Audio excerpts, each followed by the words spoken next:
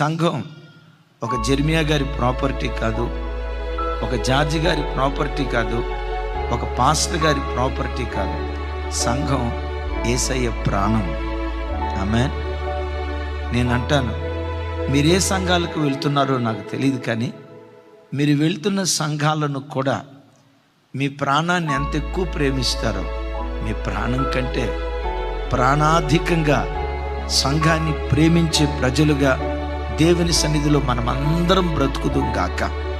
సంఘం అనే శరీరానికి శిరస్సు ఎవరు? యేసుక్రీస్తు వారు.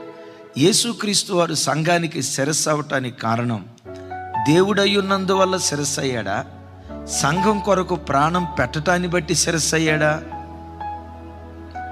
దేవుడై ఉన్నందువల్ల కాదు, దేవుని కుమారుడై ఉన్నందువల్ల కాదు. సంఘం కొరకు తన ప్రాణాన్ని ధారపోశారు కనుక ఆయన సంఘానికి శిరస్సు అయి ఉన్నారు.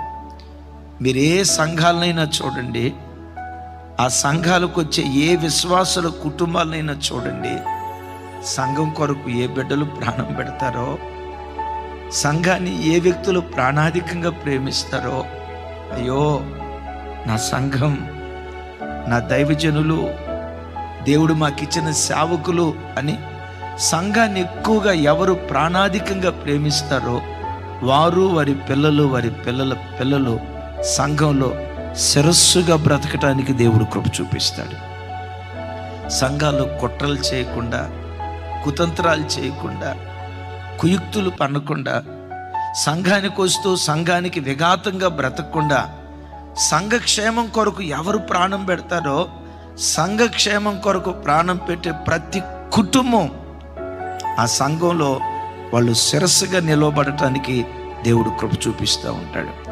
అలా సంఘం కొరకు ప్రాణం పెట్టే వ్యక్తులుగా ప్రతి బిడ్డ దేవుని సన్నిధిలో బ్రతుకుదురుగాక.